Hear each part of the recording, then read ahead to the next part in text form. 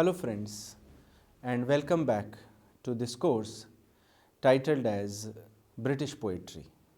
Friends, we have successfully completed first 2 units of our syllabus, and now we are on Unit 3 with the same text which we were discussing in Unit 1 and Unit 2.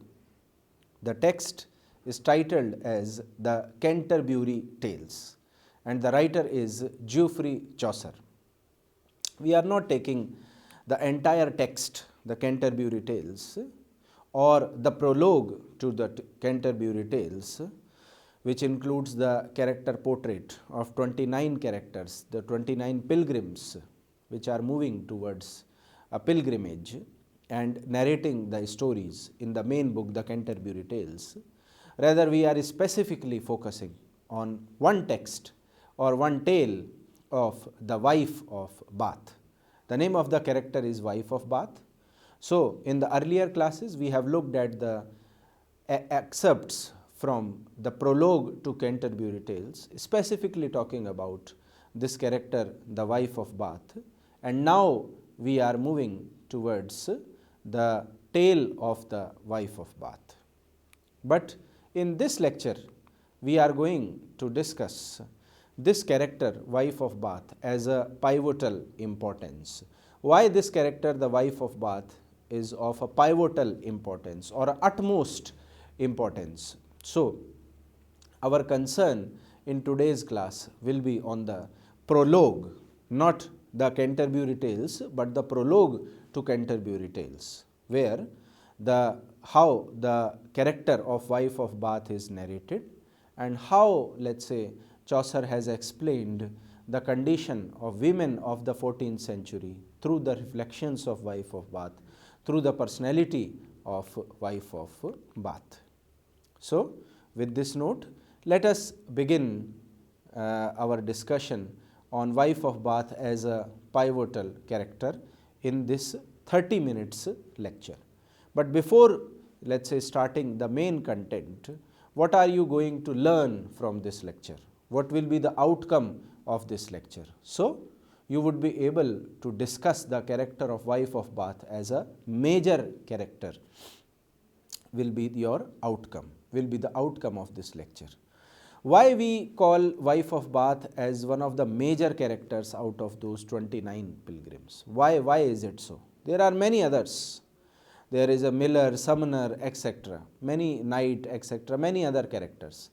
But why we call wife of Bath as one of the major characters? That is something which you need to understand, and we are going to learn about it in, let us say, in this lecture, in this 30 minutes lecture. So, with this note, let us begin discussion on the various aspects due to which wife of Bath is called as the character of pivotal importance. So, the first aspect is truth and fiction.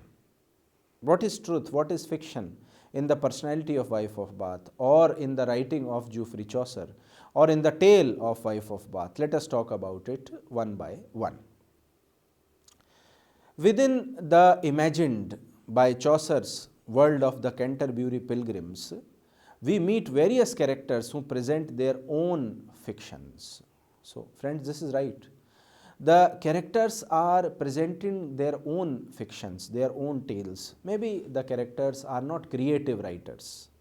They are not, let us say, the established critiques of the age, but they have something to tell because they have the practical life experiences. They have traveled a lot. And specifically in the case of wife of Bath, because she is going, let us say, 4th or 5th time on a pilgrimage. She had traveled many places. So, she had, let us say, vast experience of life. In each case, the tale is in some way a reflection of the teller and vice versa. While Chaucer portrays the pilgrims initially in set piece in the general prologue, we learn more about them as they tell their tales, express opinions, and trade insults as characters speak of themselves. Well, friends, this is right. When Chaucer portrayed these pilgrims initially in the prologue to Canterbury Tales, or we also call it a general prologue, there is, let's say, the expression of opinions, or there is, let's say, a kind of trade insult which is visible about these characters from the writings of Chaucer. The behavior of these characters, the, let's say, appearance of these characters, the body language of these characters speak of themselves. It narrates their, let's say, opinion, their, let's say, inner instinct, their behavior. The wife's prologue is by far the longest in the whole work. Two other pilgrims only, the pardoner and the canon's yeoman, are given fairly lengthy prologue. So, friends, if we talk about the book Prologue to Canterbury Tales, we find that the most lengthy discussion of the personality of the, let's say, these characters is found in the three characters. One is wife of Bath, other one is a pardoner, and the third one was a yeoman. So, Chaucer himself wished to give a lot of weightage to the wife of Bath's personality. She reveals herself in the volume of what she says more fully than any other pilgrim, but its confused nature and lack of coherence make her self-portrait less clear-cut than, say, the pardoner's. When we talk about the appearance of wife of Bath, or how she is explained in the prologue, we find that, let's say, there is a kind of confused nature, or there is a lack of coherence in the appearance of wife of Bath, which makes her, let's say, a self-portrait, a clear-cut kind of, let's say, personality, which is also visible in the appearance of pardoner. We can understand from this point that wife of Bath is a self-made lady. She explains, let's say, herself. She explains her personality. She explains, let's say, her appearance, what kind of person she is. Moreover, her account reveals a discrepancy between what we suspect to be the case and what she wants her hearers to think of her. So, what does this point suggest? This point suggests that whatever, let's say, she is trying to say something about something and what she actually wished to say, both these things are completely different. Maybe we can say that the hearers cannot think of her what she is thinking in her mind. She has a completely different kind of mindset. She do not reveal her identity in front of common people. Her desire to wield sovereignty leads her to claim she has gained it more fully than warranted by the evidence she lets slip. Friends, this is again important aspect about wife of Bath's personality. If we talk about, let's say, her desire to wield sovereignty, sovereignty means the freedom, the dominance over men, over other characters in her life. It leads her to claim she has gained it more fully than warranted by the evidence she lets slip. So, we can say that whatever she is saying, she had more experience than that. Maybe she has slipped something, some information, maybe she do not wish to share it with anyone, but in reality she had gained that kind of warrant with all those, let's say, experiences gained in her life. Where Chaucer allows most characters a single opening in their tales to express a view, the wife has two. First, her arguments from real, lived experience, then in the model case of her story. Friends, when we talk about the wife of Bath, we see that wife of Bath has a kind of two openings in the tales. One opening where the wife of Bath is, let's say, argumenting from the real, from the live experiences of her life. And on the other case, we have this sovereignty aspect in the model case of her story. As we have discussed the story is of the Arthurian time or King Arthur's time, where there is a knight who rapes a young girl. So we had seen in both the cases what this wife of Bath wished to say and what she is expressing into her story. Both these things are suggesting her sense of sovereignty over the males in the society. One presents compelling evidence, the other a clear narrative demonstration. Autobiography and fiction together allow the wife to state her case more forcefully than either alone could do. When we talk about the wife of Bath, we find that there are, let's say, compelling evidences or there are narrative demonstrations in the story of wife of Bath or in her appearance, which shows an autobiographical element into her story, or let's say a fictional element into her story. Maybe we can think that the old lady in the tale of wife of Bath can be wife of Bath herself, or maybe what experiences she had with her 5 husbands can be fictitious, can be unreal, but maybe she wished to share that she want to have a dominance over males in the society.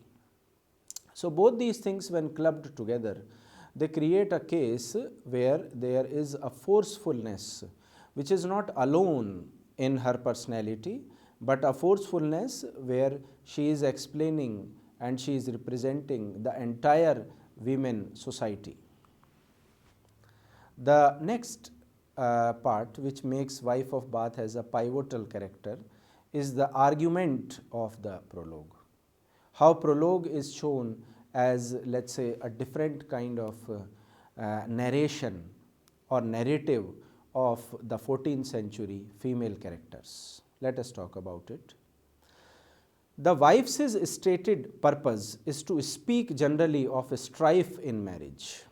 Her real preoccupation is with mastery. So we can see, friends, that wife of Bath is taking the marriage relationship as a, let's say, mastery or a dominance over the males in the society. The more marriages she can conduct, the more males she can dominate. The struggle for this has been the cause of her woe, especially in her 4th and 5th marriage. So we can see in wife of Bath's personality that in the 4th or 5th marriage she had a very different kind of experiences as compared to the first 3 marriages. She depicts all 5 in terms of combat. The attempt to gain mastery may succeed or fail, but division of sovereignty is not countenanced. When we look at these marriage relations, we find that wife of Bath is not doing marriage to, let's say, live in harmony with some male in the society. Rather, she is doing lot of marriages as a combat with the males. She wants to compete with the males of the society who believe in multiple marriages and who have multiple marriages. She wants to compete those males. She wants to defeat those males by doing more marriages than those males in the society. The first 3 marriages are uneven matches.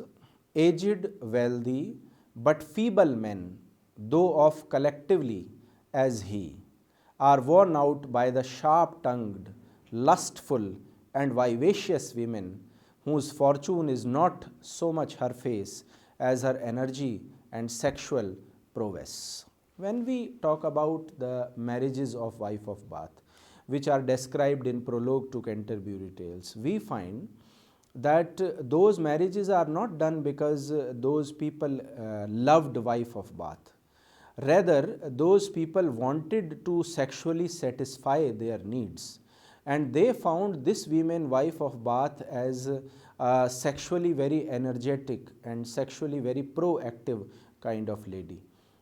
They also found that this lady is a sharp-tongued and lustful and vivacious woman, which is why these marriages happened with these lady wife of Bath. They were aged people, they were wealthy people, and they needed a young girl, and wife of Bath in that age, at that time, was a young lady. Her fourth husband is a more even match for the now not so young wife. Her husband is about her age, has a mistress, and seems not to suffer from the wife's flirtations. Now, when we look at the fourth marriage of wife of Bath, we see that the fourth husband was of the equal age of wife of Bath, and he did not want the lady because of physical lust, because he already had a mistress. He used to make relationship with her, but he wanted a wife, let's say, for the society, for the community, which is why as a social bonding, as a social relationship, he marries to wife of Bath. The unexplained death of the fourth husband leads to a match that reverses the earlier pattern, as the wife, not well heeled, secures a man half her age to share the marital bed. Jenkins wielded weapons of learning in his misogynist outburst. When we let's say look at the prologue and see that the fourth husband died because of some mysterious reason, we may think that even wife of Bath had killed her fourth husband, suggesting that she was jealous of his mistress. And in this way we can understand that this marital relationship was not only related to bed, but also, let's say, related to some heinous crime in the misogynist outburst which happened under the let's say mind of wife of Bath. She believed that the society is misogynist and this trend need to be replaced, and she wanted to become a pioneer of committing such kind of acts into the society, because in that society males were allowed to keep mistress, males were allowed to do anything with their wives, but wife of Bath wanted to prove herself as an exception into that society. The wife wins sovereignty here, it seems, because she has more stamina. Jenkins, conceding mastery, recognizes her limitless resolution and shows a hitherto concealed desire for a quiet life. When we look at this story of the fourth husband, we find that wife of Bath was able to create a sovereignty over her husband by killing him. It is not clear, but we can assume it in the story. So Jenkins was able to, let's say, be mastered by his wife in the story. The wife claims that Jenkins' yielding led her to treat him well. Having bought a young husband, her vanity requires that he knows his place, and her spoiling of him as a demonstration of her superior status.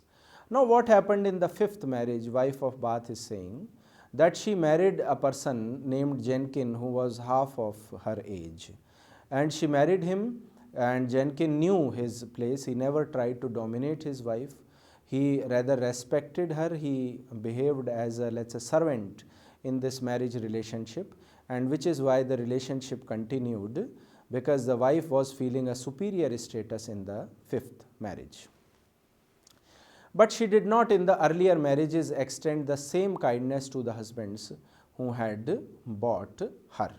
So we can see that in the earlier four marriages of wife of Bath, she was not able to get that kind of satisfaction. She felt that these people have bought her.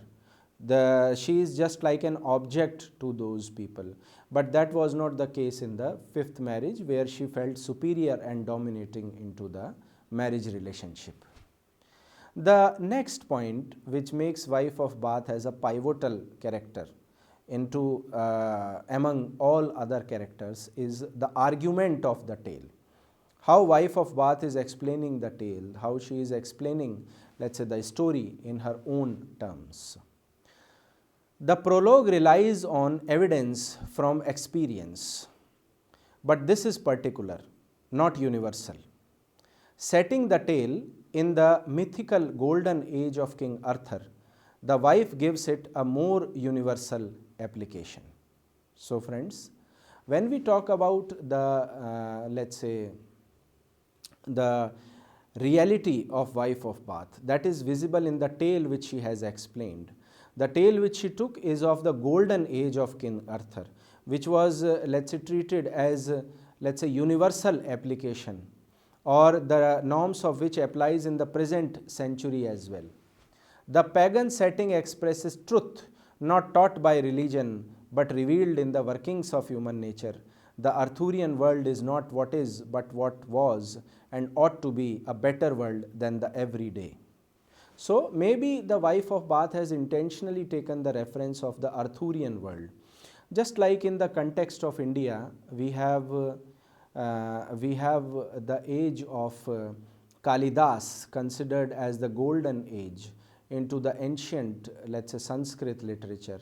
In the same way, we have the time of King Arthur, which is considered as the golden age in the ancient literature. So she is taking reference from Arthurian world, suggesting that those conditions can apply into the present century as well. That women might renew youth in old age seems impossible, but giving women sovereignty plainly can be achieved, and the ideal can be part with realized. If this does not happen, husbands who are angry negades of the dispense are to blame. So when we conclude from this story of the wife of Bath, we find that there is, let's say, some kind of sovereignty which need to be given to the women in the society, and the ideal can be a part to be realized.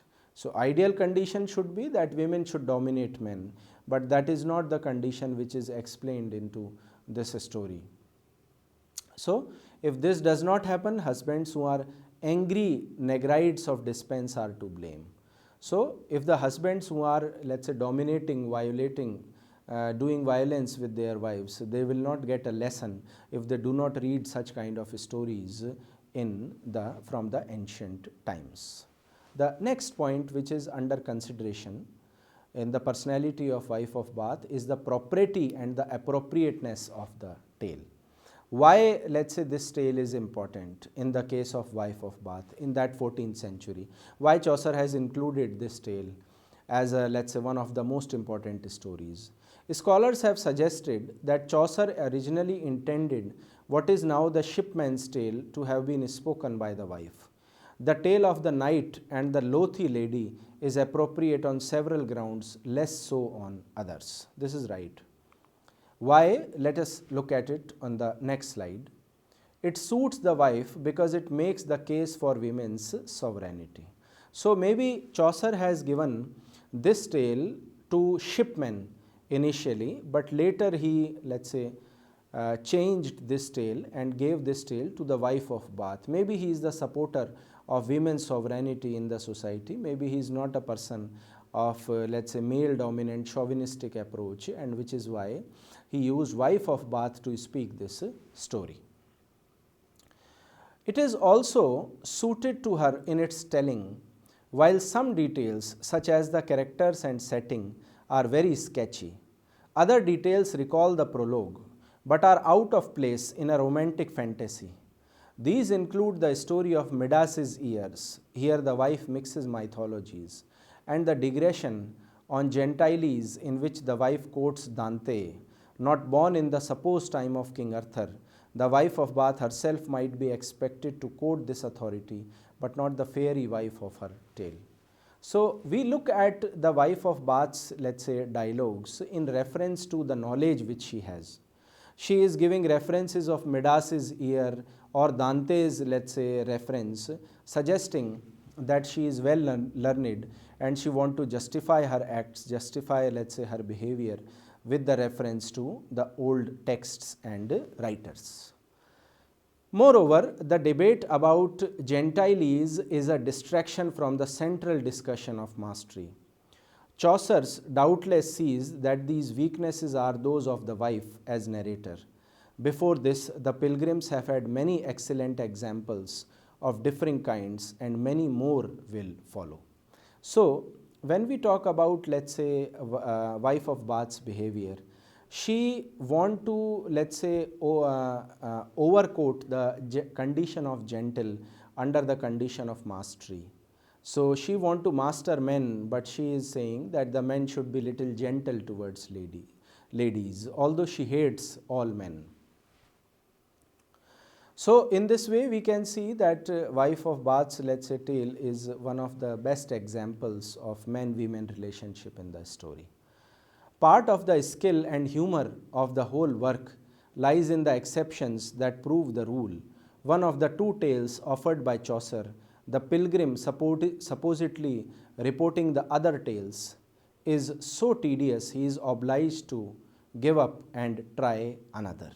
So we can see that when we look at this story, there is a very skilled humor, and the whole work, let's say, of the story is lying on to prove something which Chaucer is trying to do within this story. The fairy tale setting is surprising. In the narrator, so much in love with the everyday world. The account of Gentiles reminds us of wives' capacity for irrelevance, but this philosophical argument does not seem authentic. Her prologue gives us no reason to believe that the wife values gentilies at all. When we look at this story, the Wife of Baths, we find that she does not value, let's say, gentilies, but she is talking about that because she knows how to behave in front of men, as she thinks that men are hypocrite and she must also behave in a hypocritical manner to compete with the men in the society. It may be that the fairy wife represents what the Wife of Bath, conscious already of passing of her youth, the floor is gone, fear she will become, while the renewal of youth is her wishful thinking. Maybe from the story we can also conclude that Wife of Bath is an old lady now, and she want to become young, she want to enjoy physical pleasures again. She is not satisfied from her life, she want to do some more marriages, which is why she narrates this tale where the old wife becomes again young in front of night. The transformation of the conduct of Wife of Bath towards Jenkin in the real world is symbolically depicted in the fairy world as the transformation of outward appearance. Maybe we can see that in reality Jenkin was young, Wife of Bath was old. In the, let's say, fairy story, Knight was young and his wife was old, and maybe Wife of Bath is not satisfied in her marriage with Jenkin because she want to become young again. Jenkin is half of her age, and thus maybe she is narrating her own, let's say, propaganda, her own wish through this fairy tale. Thus the tale becomes a revoking of the final part of the prologue. As the husband gives his wife sovereignty and the marital bliss follows, unto her live end, unfortunately for Jenkin, this came rather soon. So we can see that Knight was able to become happy because his wife will become young, but unfortunately it will not happen with Jenkin, because in reality if you are old you cannot become young again. It may be also that we hear the real Wife of Bath most clearly in the apparent impoverished opening lines of the tale, in which she praises the activities of friars, ironically as the final shows, and he nay well done hem but dishonor. So we can see that Wife of Bath is also against the, let's say, the church and the activities of the church. Apparently she is trying to narrate a tale where she is, let's say, praising the activities of friars, but there is a tone of satire, irony in her, let's say, dialogues, where she says that "and he nee well done hem but dishonor."